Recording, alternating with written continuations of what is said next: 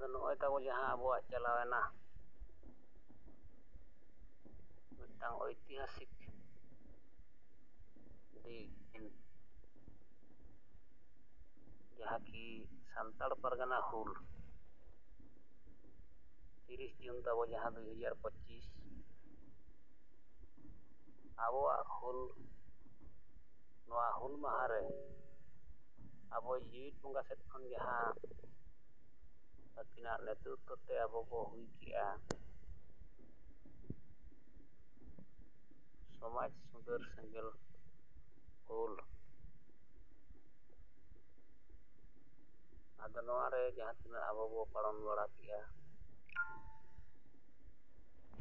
ᱱᱚᱣᱟ ᱢᱤᱫᱴᱟᱝ ᱟᱵᱚ ᱥᱚᱢᱟᱡᱽ ᱥᱩᱫᱷᱟᱹᱨ ᱞᱟᱹᱜᱤᱫ ᱢᱤᱫᱴᱟᱝ ᱟᱹᱰᱤ ᱥᱮᱬᱟ ᱦᱩᱞ ᱦᱚᱸ ᱟᱵᱚ ᱵᱚ ᱦᱩᱭ ᱠᱮᱜᱼᱟ᱾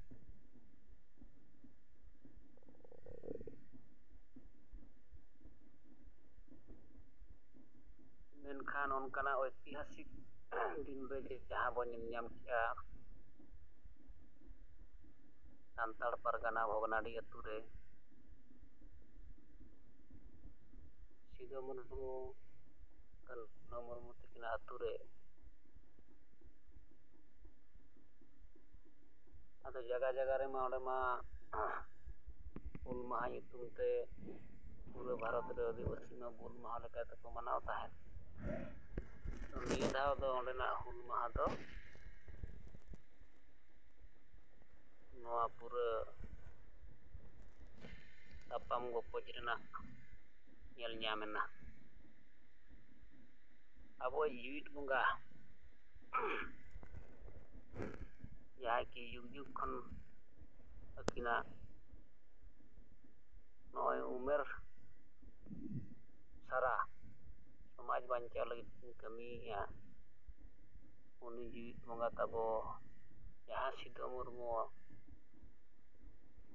ᱟᱠᱚᱣᱟᱜ ᱵᱚᱝᱥᱚ ᱥᱮ ᱟᱠᱚᱣᱟᱜ ᱯᱚᱨᱤᱵᱟᱨ ᱞᱟᱹᱜᱤᱫ ᱛᱮ ᱡᱟᱦᱟᱸ ᱥᱚᱨᱠᱟᱨ ᱥᱮᱫ ᱠᱷᱚᱱ ᱠᱟᱹᱢᱤ ᱫᱚᱨᱠᱟᱨ,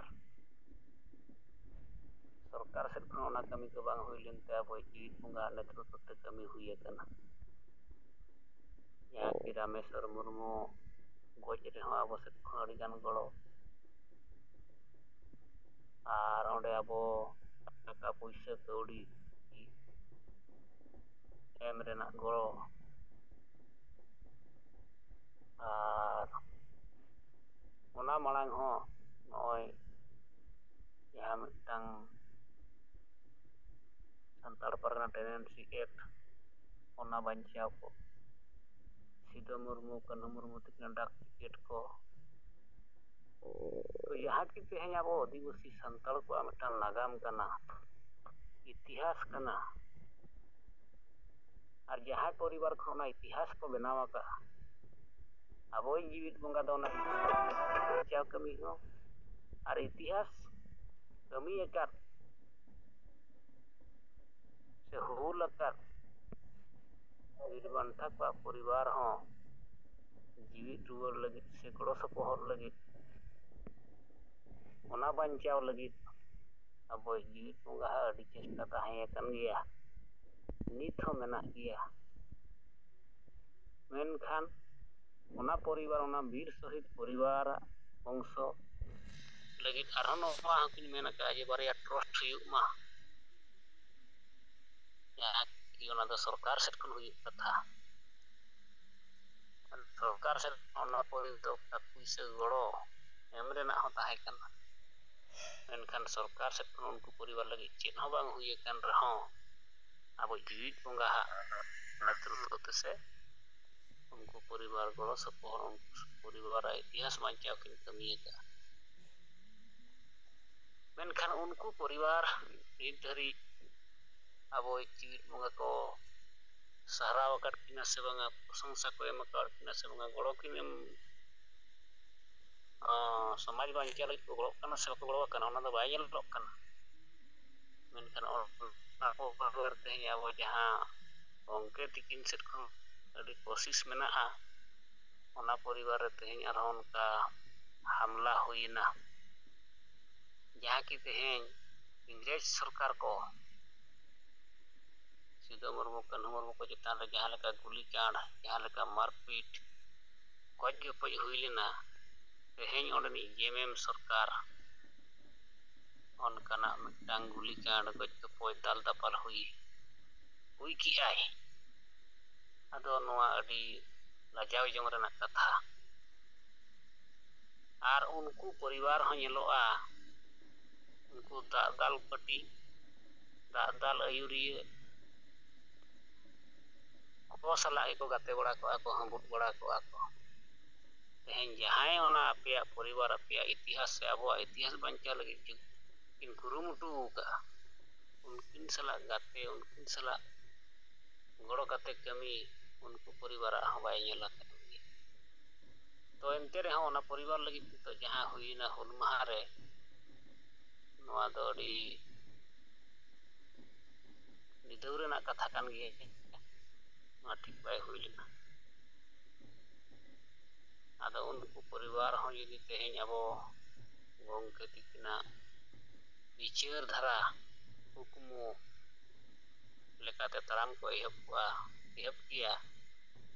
एनखान इतिहास बंचा कोआ आकोआ परिवार हं तेहेñ आरहों मिटांग मर्यादा के साथ मिटा को परिवार हं नितो नाम किया नितो ओनकन को उनका उनको उयहर बांग गान काते समाज बंचाव कमिसरा गड़ो हं बनु कोआ जहां कि आकोरिन बंशो जेडरिन पूर्व पुरुष के समाज बंचाव को कमिला एनखान नितो जहां ओंडे के नेलोआ मंडल मुर्मू से चिली नुई हं मिटांग गुलामी हर लेका मिटांग बीरबांटा परिवार रेनि हर गुलाम लेका मेनाया जहां फर निया धादा नया को चेतान रहा हमला हुईना आदो चलो नवा इदी कते अब को चेत लेका बो विचार बड़ा किया बरसिन पे महा अब जहां जीव करे बो चर्चा किया बखान अब से खन दो बो कमी के गंके तिकिना कुरुमुटुते गंके तिकिन उना किन चेष्टा का ओना परिवार ओना इतिहास बंचाव रे हकिन बंचाव आकाद गया आरहों बंचाव रेना किन आस ताहे कान गया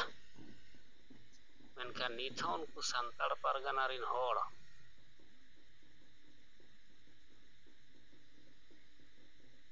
नित हं बाको विचार दाड़ेयात गया से नित हं अब जीवित बुंगा साला मिटांग गाते गाते देना सांताड़ पारगाना दिसम बो जीवित रुवाड़ा सांताड़ पारगाना जहां दिसम ना नागाम तेहेñ गुजुग का नवा बो बंचाव रुवाड़ा नवा बंचाव सारा घड़ी सालखान मुर्मू गंके मेने आय नवा हं उनको बिटाय बिचिर बुझाव रे बनु कोआ आदो अनकाते नवा अड़ी दुख बुझावा सांताड़ पारगाना दिसम इदी कते से उनको वीर शहीद बीरबांटा को परिवार इदी कते नित हं मिटांग ओना नागाम बंचाव कमी पिडोर धरती रिनी मिटांग आदिवासी नेता बाको उरुम दाड़ेया आप लोग बताइए को पत्नी है कैसे रखिएगा आदो ठीक है तबन मा कोय कड़ी बाबन रोड निया कथा कड़ी रोड तरा के तबना आदमा नवा को कथा को चितान रहा आपे से खन कथा को आंजम लेखा अड़ी बेसगुआ आदो बाढ़ा रोड गंके उड़ीसा का अबिना अब हिजे कना मा अबिना कथा यदि मेना खन आंजमा जोहार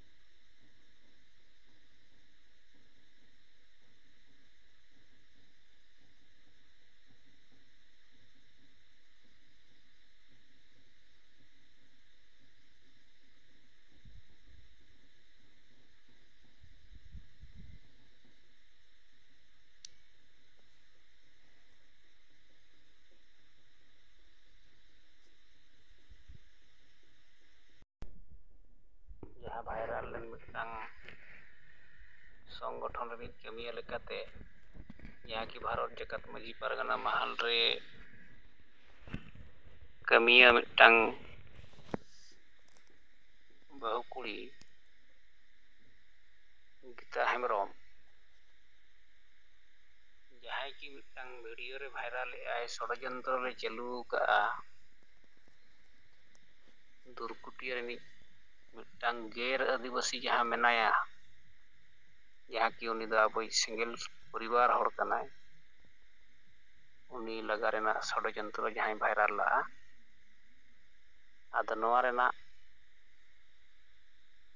jaha poribar set kon ol kate em rena tahe kana unku tabo 1 tarik hilo na thana reko em kiya Bangri Pusi ar ona chithi ge SP ho emak teya je noa ge ona chithi redo ol akana je ale tehin samajik bohiskar kate menak leya ar nito mitang video viralok kana Gita Hemrom mena ka Bharat Jakat Maji Pargana Mahal reni kamiya je ষড়যন্ত্র et ale sapra jutu ke ale ar kichi din khan ge na ale ko laga leya nongka jaha rod anjamok kana noa ge amle badai hochet ne cheda se ale nito noa khatir botol le bujhau ya unkuna poribar noa ko laga je ale ko bad le liya bad kate ali mitang goj hormo chetan reho onne অত্যাচার ko kami liya bhadan bako hui chwa leya 25,000 dahani nyutum to ko juri mana le leya ar huru bako ire chwa leya 5 ekor rena to 5.5 lakh gain ale nuku adi mota angko re ko khoti hecho kale to ente re hono samadhan kate nito mid serma ho bang hui kana ar kana mitang ষড়যন্ত্র jalak kana mente video viral kan kana ale hole cinta kana nes ale ko chas hocho ale se bang nuku ma संविधान ain kanun chet ho ko batawa et ko ichha na ko kami onate tenya pe knowledge re ale poribar set khon le em ka kana noa ape তদন্ত kate ale ন্যায় সুরক্ষা ale le nyamma ado nongka ol kate ko em chet tabona Bangri Pusi IIC do 1 tarik ko em ket khan uni IIC ma katha menet tahen je nito do ko jahay kan ge indor Rojalin Behra ding bang kana ape random chet pe kami kana kami pe chet pe chikai pe okoy akot pia okoy chet chikai pe in layin pe noa hande noa rod te do bai gano ya ko video badya kore koroli ako ape alo pe botor a in minai in do hanan ha ko do na khel ghor ko do in do bain bujhewa सीधे arrest को अनुकुदो आदर नोआ आश्वासन जहाँ परिवार से खन परिवार को नाम किया और एसपी ठेन ना चिट्ठी मा चलाव अकन गया अंते खन चेन बांगे मेनखान पुष्टव सहित मिटang समाज पेपर रे ओलेना ये नुई परिवार नितो लगाय रेना षड़यंत्र चलाक कना मिटang वीडियो वायरल कना माझी परगना महल रे मिटang महिला कर्मी जहाँ की सामा खुंटे ब्लॉक भलकी अतुरनी आदो परिवार नोआ में परिवार को तेही नोआ थाना से एसपी ठे नोआ अभियोग को एम किया जे किछि मिड शर्मा बांग हुई कना नुकु अड़ी परिस्थिति रे को पड़ाव लेना अक्वा सामाजिक बहिष्कार मामला चेतान रे भारत जगत माझी परगना महाल रेन किछि कर्मी और पेशा ग्राम सभा रेन किछि कमिटी हेज कते नुकु अतु अतु रेन हड़ उस्काव कते नुकु परिवार अड़ी मोटा अंक ते को खयती कना क्षति कते रह ओना नितो समाधान कते मिड शर्मा बांग हुई कना र नंका वायरल चलाक कना nongka video mitang chalak kana षडयंत्र kata laga adok rena ado onate nuku poribar nyai ko nyam ma SP ठेन को दाबी aka तो adi pustaw sahih noa news paper ha ol rakab kia ar pura nitok do noa प्रशासन को level रे नोआ नितो बड़ाई यामेन गया ये नोआ तिना गान संगठन जो चलाक कना आदिवासी को अड़ी बेईमानी हड़ को चालू का नुको दो नेता दलाली पार्टी दलाली को चालू का तिना गान संगठन आर सरी ते नुको भारत जकात मजी परगना महल आसेका पेशा आर उनकना आयमा संगठन को नुकु मिटा नंकना गुंडाराज से गुंडागर्दी गुंडाराज चलाव लगी संगठन को चालू का नोआ दो प्रशासन को बढ़ाई किया और नोआ हो मेंतरा माने गान कान गया जे जहाँ तीना नुकु संगठन में को नुकु जो हाड़ी समर्थक कना को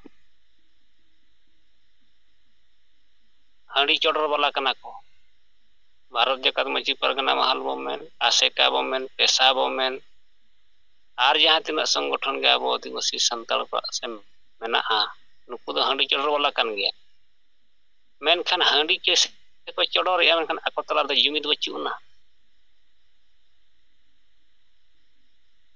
नुकु जुदी को जुमिद गया हांडी चोडर कते हो सारना धर्म नित कोई किया को आंदोलन किया को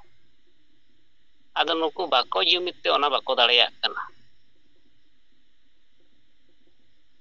एनखान हांडी चोडर वाला हा बाको जुमिदा तो नो जे संगठन जहां को चालू का नुकु संगठन भितरी खन नोते रे सारना को मेना बेंगल से रे गसरी को मेना झारखंड से रे आदिवासी को मेना आदो नुकु दो उड़ी बेईमानी उतर हड़ कान गया को समाज जगत जो कान गया को खाली हांडी चोडर nyutum ते सेंगल खिलाफ रे को दोने आर नुकु दो को दोन गुजुआ दोन दोन ते ना समाज को गज चोया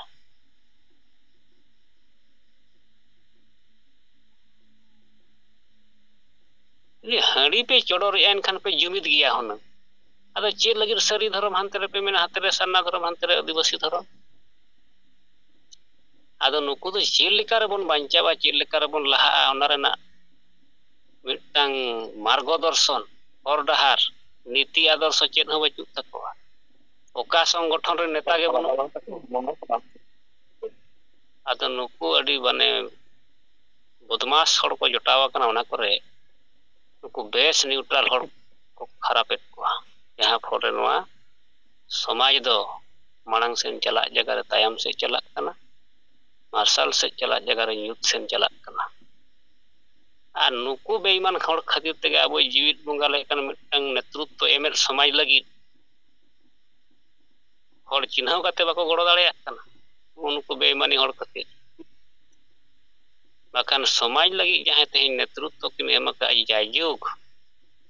अब जीवित बंगा सलखान मुर्मू गंके तिकिन किन मेन लिया नोआ समाज बंचाव लगी तो नेतृत्व रेना अभाव मेना एकला गे तेहन जीवित बंगा नेतृत्व किने महात कान तहन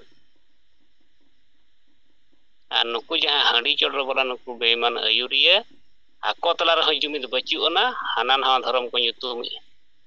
नुकु दो समाज गज कान गया को गज वाला काना को समाज रिन अडी मारांग बैरी काना को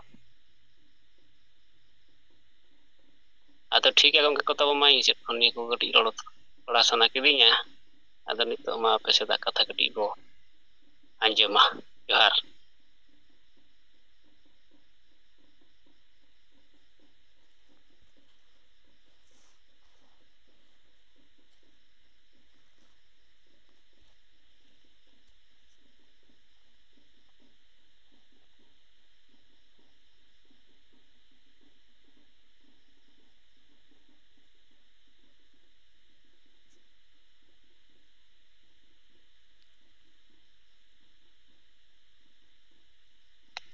gelang iya gustinya ya. Modal lagi gelang. Kan baik kan, nah.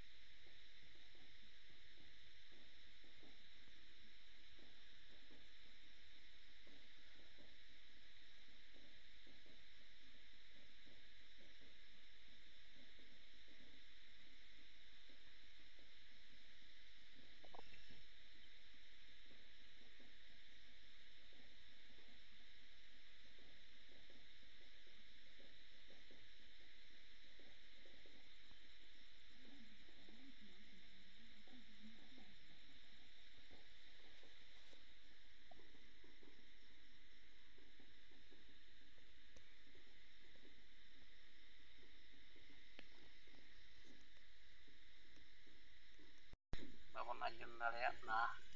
ada gongke man itu tabo chik kete rol tabon bina kata bo anjema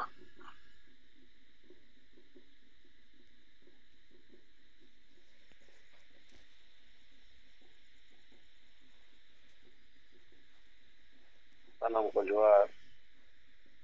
aling Bengal Ponat ko pili jual family kata tribal association nanti keteling pemikan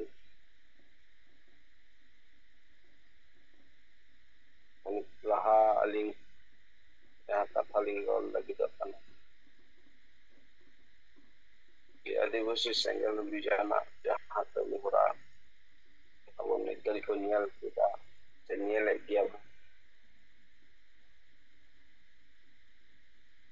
जाएगा वो base लोग कुछ हो कदा ये आदिवासी लगी जहाँ का सेंगल रोड हो गए ओना तो कोई वको रोड जे कोनो कथा दे बंचाओ ना जत्ते के आदिवासी सेंगल अभियान बन कालिया कथा को प्रश्न होइदा आतो आतो अब मेटन अब वो जो मा 30 जून चलावें 30 जून माह हुल माह इदी कते जहां जब तो भारत रेन कम बेसी आदिवासी से संतार को अब हुल माह बो मनाओ किदा और ओनारे अडिगान विषय अब बो नेल किदा जहां दो अडी जायगा रे जहाँ तीना संताल से आदिवासी मेना को माने हुल माहा जहाँ कारण ते मना दरकार माले उनका पिक्चर दो हुल माहा इदी कते कति बेगार गया कारण हुल माहा दो मेटन शहीद को मेटन दिन कना ओना दिन दो उनको जहाँ वीर बंटा भारत स्वाधीन लगी से संतार से आदिवासी को लगी लड़ाई करते भारत आदिवासी से भारतवासी लगी और लड़ाई लिदा ओना खातिर तेगे उनहलो उनको माने उइहर करते उनको श्रद्धा एम दुर्कार उनको वीर योद्धा अब दिसम लगी जहां लड़ाई लेदा उन हलो उनको उयहर कते उनको श्रद्धा एम दरकार तहां मेनखान आबोरेन संतार सुमुंग से आदिवासी के नोआ इदी कते कति को बिचार किया मेनखान बाकी जहां तीना भारत रेन हर मेना कोआ बाको उन गुरुत्व जैसे अब वो नेल मा नोए जे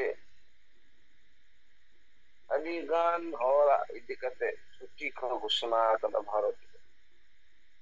जे उनको दो नौका भारत लगी को कमी का नुकु इतुम ते छुट्टी हा तहान गया अदो आबो अदो चिदा बनुआ हुल महा इदी कते आबो बो नेल मा जे भारत रे ओका राज्य रे हो हुल दिवस उपलक्षे छुट्टी बनुआ तार माने आबो नोआ बाबू बुझो कदा जे आबो रेन बीरबंटा जहां तिने तो लड़ाई कदा भारतीय हिसाब से और भारत रेन हल थती जीवी को एम किदा इतिहास रे उनको नितुम हो खूब एकटा बेसी बाको अलग अदो नोआ कारण चिदा कारण दो ओना जायगा इन जहां बिचार नाम कदा से अब को बिचार नाम का गया जे कारण दो कना ना हंडी जब थके तकन दो बिहा अना हंडी के अब चबा का बना जहां तीन नोआ नुको मुरुब्बी को मिना को तो अबरेन आपको मेटे मेटे मुरुब्बी लिखा को समान कना जैसे आसे करे किछु मिना को नितुम को तो इन दो कोई ले तको का नितुम ले तो असुस्ती बुझो गया उनको अदो मजी परगना मोहन नितुम ते हो किछु नुको बहक को बिनाव कना आसे का नितुम दो हो अदो नुको तीसो नोआ बाको बुझो कदा जे सरी के आबो भारत पियो हिस्सा ते आबो ने बीरबन का भारत लेकी को लड़ाई लेदा और ओना रे बलिदान एम कते तेहे उनकुआ नितुम ते मेटेन दिन भारत सरकार छुट्टी पाइता है कना घोषणा अदो भारत सरकार पाइता है कना चिदा ओना हते नियल हुआ निजमान भारत रेन आगुई के राष्ट्रपति निजमा बाड़िया बाड़िया पुनद रे के आबोरेन शिरोमंत्री हेमंत सोरेन मिनाय नते झारखंड रे नते मिनाय उड़ीसा पुनद रे नहीं मोहन माझी बंकी अदो नंकु चीफ मिनिस्टर चिदा बको भारत सरकार बको मेन दारे आई कना जे सिद्धू मुर्मू कनु मुर्मू जहां के लड़ाई लेदा ना द भारत रे न लगी ताले नंकी नितुम ते मीटिंग तो अब उनको योर के मेटन छुट्टी बन घोषणा है ना तेन अब जीवित बुंगा सरी के अब जीवित बुंगा कना कोना लिखाते उनी सिद्धू मुर्मू कनु मुर्मू डाक टिकट बिनाव कते भारत बांगा टूटा धरती रे प्रश्न पे किना अदो नोआ तमी चिदा नुको को बको दरे कना अंतर से आदिवासी के तो मुख्यमंत्री कन गया को नी आदो नोआ लगी ते जहां दो को लिया बको ले सद इच्छा न अभाव माने उनकी युद्ध ते दुलोर सरसा तोबे जसम कमिया तेहन ममता बनर्जी अबुई पड़े अब शिरोमंत्री कनाय बेंगल पोनत तेहन उनी को नेले मा आय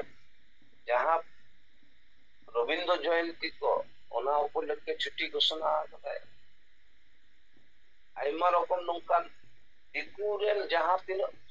माने मेना को बीरबंटा को कमी कथा को पु दिताते उनको नितुम ते होनी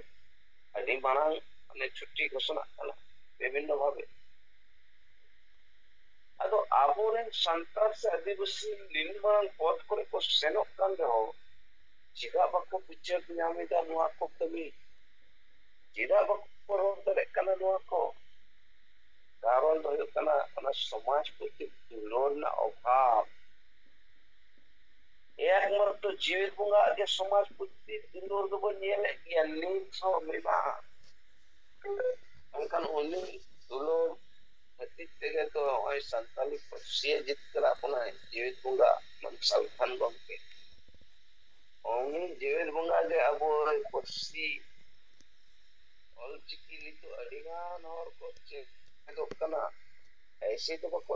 ᱪᱮᱫᱚᱜ ᱠᱟᱱᱟ, ᱩᱱᱠᱩᱣᱟᱜ ᱠᱟᱨᱚᱱ ᱜᱮ ᱦᱩᱭᱩᱜ ᱠᱟᱱᱟ ᱱᱚᱣᱟ ᱥᱟᱱᱛᱟᱞᱤ ᱞᱤᱯᱤ, ᱥᱟᱱᱛᱟᱞᱤ ᱵᱷᱟষᱟ ᱡᱩᱫᱤ ᱵᱟᱭ ᱥᱮᱞᱮᱫ ᱠᱚᱜᱼᱟ ᱤᱴ ᱥᱤᱰᱩᱞ ᱨᱮ, ᱱᱚᱣᱟ ᱞᱤᱯᱤᱭᱟᱜ ᱜᱩᱨᱩᱛᱛᱚ ᱵᱟᱭ ᱦᱮᱡ ᱠᱚᱜᱼᱟ᱾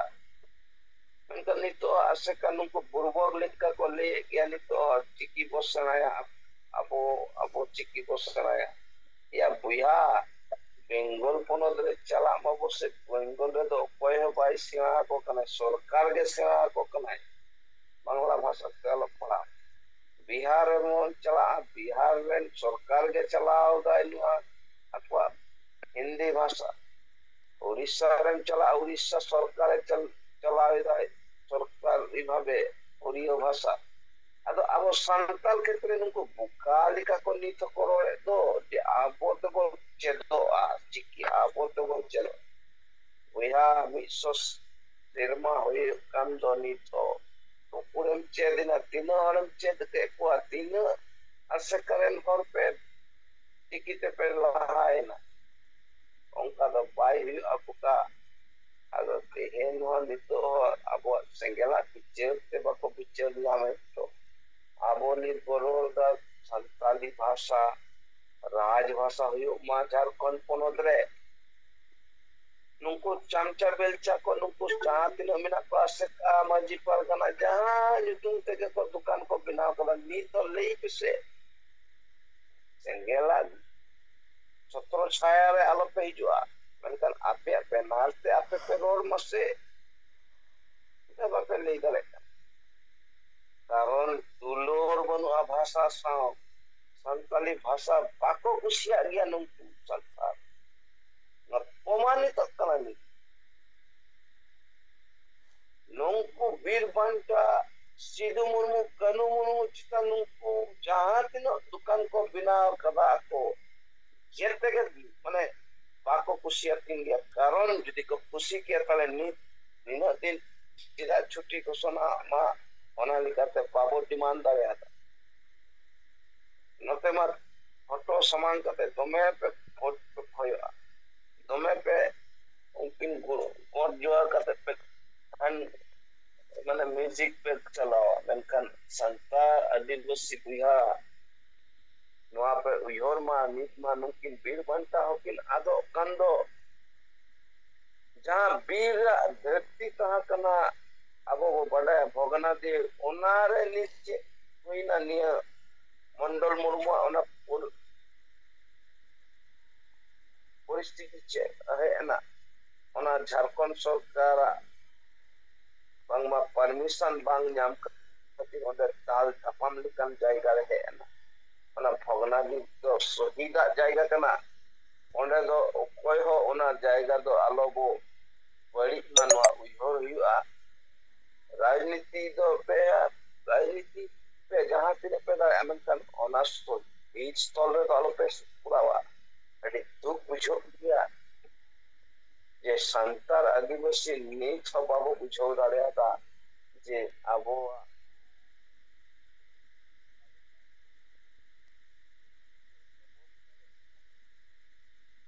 टेंशन सेंगल अभियान कर्मसूची जदि पाए है वायना समाज रे ताहले नितमा आदिवासी संता को मुछो को आनो भारत रे तो कारण आबो बनेले तो जहां तीन सरकार मिना को आबो गोय लगी के मिना को आबो गोय लगी के सरकार रे मिना को आको तते शिरोमंत्री हुआ और जहां तीन एमपी एमएलए को बनाव कना जैसे बेंगल रे ये को अडिगान बेंगल रे मिना को एमपी एमएलए को मेनखान मी दिन बको लई दारेदा जे झारखंड पनत रे राजभाषा संताली हुआ मी दिन बको लई लेता जे आलेया नो सन्ना धरम कोड जतक्षण बाले ᱧᱟᱢᱟ आले पार्लियामेंट रे रोल आले ले आले विधानसभा रे हो ले लिया लोकसभा रे हो ले लिया मेनकान बनु कुआ एक मत तो जीवित बुंगा नीत होए ओना पार्लियामेंट रे रोड कदा ओना कथा के मिना उन्हीं में से नुकु जहां पे एमएलए एमपी को बनाव कना तीन दिन को नहीं कदा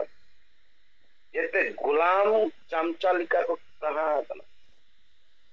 और मांग लेक्चर वाज में नाको तेन विरोधी दल नेता बिना बबुलार मांडी मिद दिन बइनी ले दिया आश्चर्य ये आमार भाषा गुजुक कना आंदो राम मंदिर बनाव करते चेम चिकिया ठीक है राजनीति ना हम खुशी कला मंदिर चलाव कना या आमा तो निजस्व मेटर बिना कहां दुर्का चेक जला पे चलाव कना पे कोई यूरोपीय इतिहास में दो पे nyutum do bangta na mitte no bangta na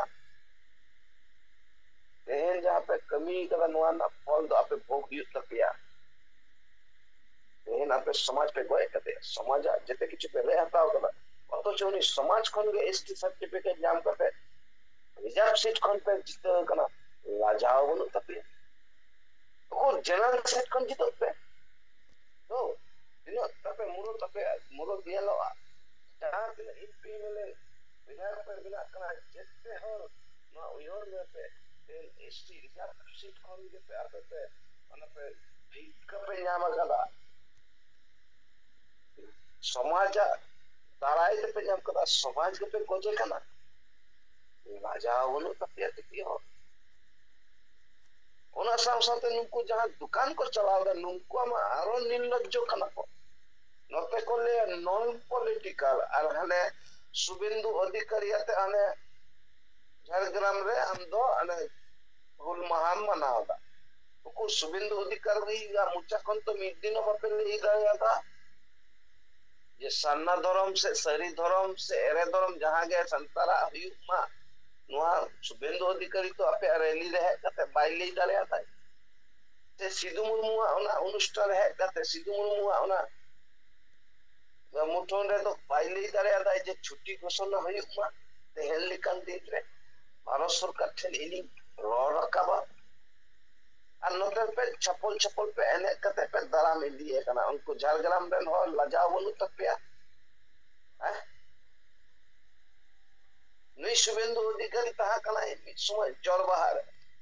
ओने चिके किया है जोर बाहर ना ओना कमी किया है ओंडे ना कमी पूरो कते जखन के नुई शुभेंदु अधिकारी बीजेपी रे है ना नुई नि तो जय श्री राम ओना कमी कना है आपे तो कोई पे कमी कना आपे विधायक एमएलए जहां तिना मिना पिया नुई शुभेंदु लिखा आपे रोर करे कना छिदा मुचा खन तो रोर बांग उडोंग गया सुदु मात्र आपे ओना हिंदी बंचान लगी पे रोर पे उडोंग गया जब तक विधायक एमपी को जहां तिना मिना पे गपा के रिजाइन एमपी अल्ले पे अल्ले तो समाज लगी चे वाले ताले अल्ले रिजाइन ले एमपी होय कते जम पे नंका नुआ इतिहास आपे युतुम पहाना ये सरीगे नुंकु के को समझ को गोए कदा नुआ को रोर पिया गपालो आपन गिद्र पिद्र नुआ कथा को आजोमा आपे तेन भूल गपा हलो आपन गिद्र जहां तिनो टाका पैसा पे दो दरे मेनकान आपन गिद्र तो पे ओना बरिया ये आजम लगी पे दो तो को एन जहां तिना विधायक एमपी एमएलए बिना पे आप योर मापे से ते गपालो आपन गिद्र को मिता पे आंबा चिके कलाई नुआ सन्ना धर्म अकड़ी कते अने एरे धर्म रे सेन कान दोय और आय सेन कना आले हो इदी काले आंबा लगी आले नुआ खम होय कना नुआ जखन को मेटाय आसे उनी गिद्र दना रास्ता बायम अने नी तो सावधान दूर कराते जहां तीनों एमपी एमएलए पे बिनाव करना और जहां तीनों दुकान पे चलाओ इधर ऐसे का नितुम ते एरे दुकान पे चलाओ कदा से मजी परगना नितुम ते जहां नितुम ते पे दुकान पे चलाओ समाज लगी कमी पे समाज को समाज नहीं बचाव लगी कमी पे समाज गुजु आए जदी आपे हो किंतु उना ना फल huyuk tapeya tehen jahan tinak sengel ren hor ko kami kana ona karon tege tehen ni समाज बचाव ना मेटन परिस्थिति बनाव दिला भैया नोरे गुरु मा बुसे चिरा बोली दरे कना जे है सारी धर्म से एरे धर्म से सन्ना धर्म जागे अले एमाले पे अले उना लेकाते मी और मेटन गले लोरानी जहां के संगे हर को लोरा ओना गले लिया ओना बंकाते आप कोई दो को उनको किछु उनको फाइटर ग्रुप इमान उनका को उडों कना आना नुआ को लिया हर फोन कते को डिस्टर्ब को नुकान हर को उडों कना अब संता समाज नुआ को बांका कना नुकाना कमी उरा दो एकमात्र दिको आगे ता कना जे बाकोले माने ताइनम से कोन छुरी एम नुको किछु फाइटर ग्रुप को बिरे का कुआ अकोरन चमचा नुको मजी परगना मोह चासेका कारण नुको रेन हर दो बकोरर दरे आतो बड़ी कसा अदो किछु बड़ी हर को तैयार का को उनको नितो फाइटर ग्रुप की इन हम एक बार सबको फोन बढ़ा दिया तो मैं उनको को एमा दिया अते मिता को भैया नोआ दो अम्मा संतारा मयंग कना यहाँ मयंग संतार दो जेलिका हुमकी नबी हुमकी तुमकी आमो संतार इनो संतार अदो संतार को बोतोर गया ताई हुमकी एम करते हो बिन घंटा सुरीरा मयंग या चला कना आमो जुदी मयंग याम करा इहो याम करा कले कोय बोतोर ना मिना बानुआ अनुको चमचा बेलचा नुको एमन हर कना को माने बुझोरो सुदारे हो बन हना उल्टो को बुझो अब नुको दो नुको टेन ले अब किछु बनो को चमचे को मिता को नुआ कमी गया अदो आबो सेंगल सेना नुआ इहर मा बुसे जिस तेहन समाज जहां परिस्थिति तैयार कना आबो छला विकल्प हर दो बाको बरो नुआ दे वास्तव जहां तीनो बगे कुमा उनको अदो ना सीता चुप्पी लेका के उनको माने मने सीता चुप्पी जेमन बाय सुजिया उनको बाको सुजिया ओते उनको इदी कते विशेष इहर बांग दोहो कते आबो कमी एहो भयुक तबना जे आतो आतो को सर्व जडो जागृत को सेंगेला जहां बिचर ओना बिचर आतो उड़ा रे बस्तपित मा तबे के किंतु समाज जीवी रोड आय एन ओय जे आबो बाबो मेटन एमएलए बो बिनाय कना मेटन विधायक को बिनाय कना मेटन एमपी को बिनाय कना वोट एम करते से और उनी ओना पूरा रे चलाव करते आबो कोयना कमी कना जैसे आबो वो पढ़ाया जे 2018 साल रे संभव हो मांग बुरु का आखरी जोइनो करते उनका के अब वो बड़े कुर्मी को एसटी लगी अबोरन विधायक को सही कथा माने लाजाव निकनु तो जे कुर्मी को एसटी मा उनारे अबोरन और संतार इको सही कथा जे बांगमा नको एसटी मा वाले सहमति मिला तले तीन मारंग नको धोके बा जोर कना को आबो आगे वोट को जीते कना आबो के कोई ना कमी रखो ताले नको संतार तो संतार मयंग दो बनु अनुको तो लेकिन अनुको तो ता मयंग दिको मयंग कना कल दिको के तो बड़या ताइनम संतार होइल का तो भाई छुरी तो भाई बो नोआ चिनो कोई अनुको दुश्मन को पांजा उडों कते नुको 300 वोट बाबो एमा को नोआ सपोर्ट ता हुआ कारण भारत दिसम तो राजनीति परिकाठामो থেকে चला जहां समाज नुआ राजनीति सटीक जगह बुझो है उनी कहा है उनाते वो नियल मा गुजराती को आदि को लहा कना पहिलो उनको राजनीति को चेद कदा भारत रे उनको लहा रे मेरा को उनका के बिहारी को उड़िया को बंगाली को पंजाबी को जेते जति के लहा कना को aqua राजी सूझबूझ खतीत के और आबो तो संतान को अब ᱫᱚ ᱛᱟᱭᱱᱚᱢ राजनीति बुझाने ऐसे कह लिया अब तो बिना राजनीति करते बहुत तारामा नित ऐसे कह चबाए ना संतर हो चबा कोई अरे नहीं ऐसे कह मिटाई हुआ ये जहाँ हम कमी कदा बुया आदो तीरो में एडीएम बंचाव का लिया समाज एडीएम बंचाव कदा आदो आना बाय बस करे बाय तमामा ऐसे कह माजी परगना हो उनी नित्यानंद बुंगा तलाय ना मेनकान आइमा बुंगा तलाय ना ठीक गया मेनकान आबो चबा कते चलाव ना लेगा एमन भाबे लहा किदाय नुआ देगा माजी परगना महो अने मोरे भाग तुरुई भाग कते संगठने बनाव रखा बा मते रोबिन गोष्ठी मते बादल गोष्ठी मते अमुक गोष्ठी मते तमुक गोष्ठी कते बनाव रखा किदाय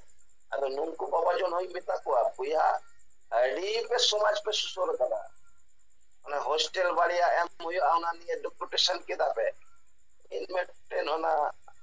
किछु दिन मांग बाकुड़ा जिला संभवत डिपुटेशन नेले ता किछु गन गोंके को आबोरेन माजी पारगना मोहल रे ओकय गोष्ठी कना को ठीक बैले रे कना सोशल मीडिया रे गिन नेलदा ने माय को साकते ले जाय जे डीएम सावले जापामेना आले कथा को आजम के दाय जोतो गे है के दाय आदो अब नमिदो न देबो मुचु किदा आदो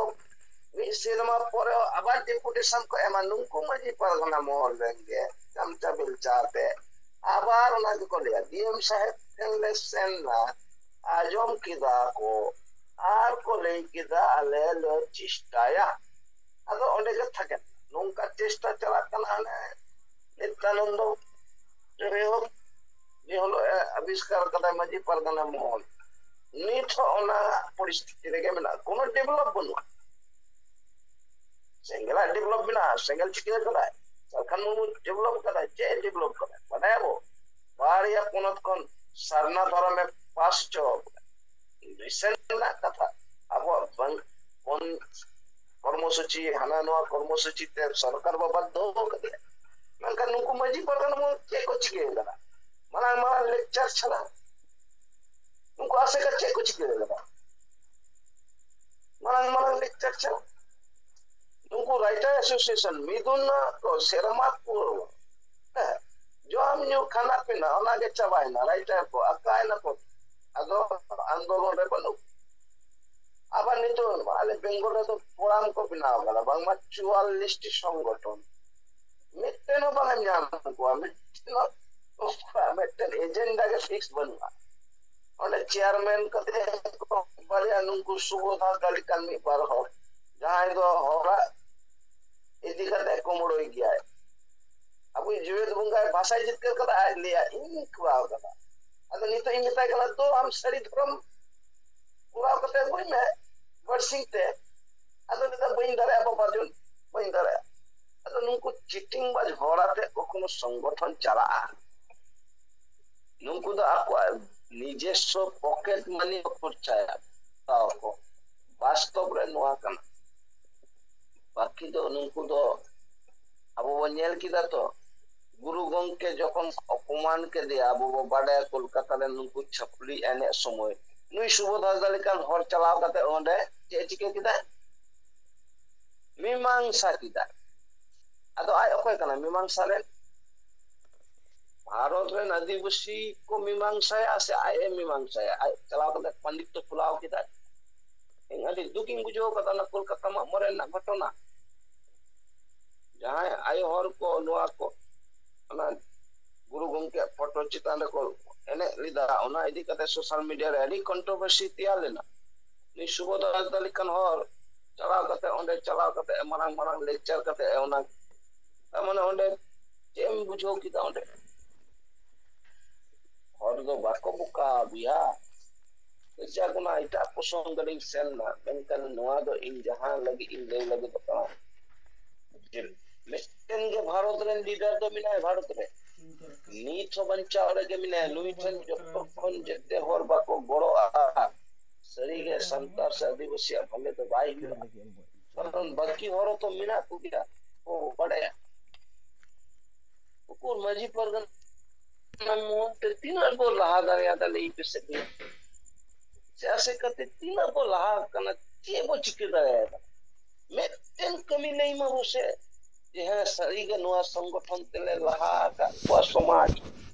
ᱵᱚᱨᱚᱱ ᱚᱱᱟ ᱥᱚᱝᱜᱚᱴᱷᱚᱱ ᱛᱮᱵᱚ ᱜᱚᱡ ᱟᱠᱟᱫᱟ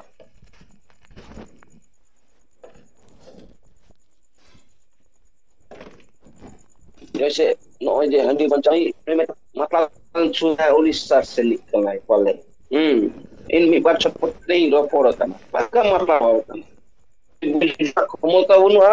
একদম বুকা একদম চেইন লিয়া আদো নুনকান বুকা হল যদি আসেকা ফাসেকা ko lawa তাহলে আর চেন চিকে onde উনি বাংলা লেইদা ইনি গিজরেই দিতেই বলবে ya mesta kana onta ale ঝোমা বো আর আবার কিছুদিন মারানো হয় যে আদিকে ভারত নি মিটেন শুক্রমান মিটেন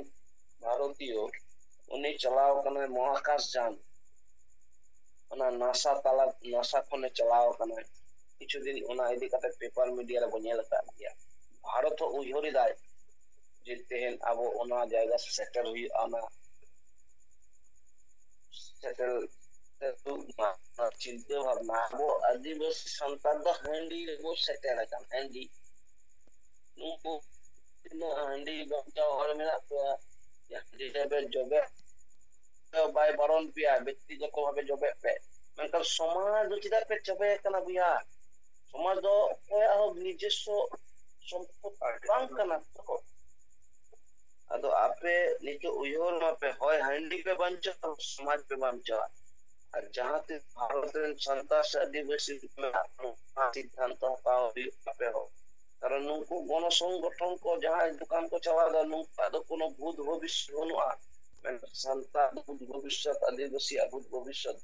अपे अमीना तमाम आदिवासी ठन इ अन्य हो नि सफा सफी दिनो पे मी तरी दोय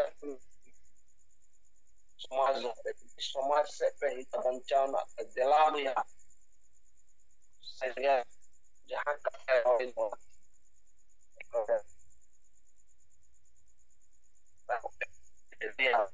संतरम पूर्ण बहुत दिला बुया संतन पति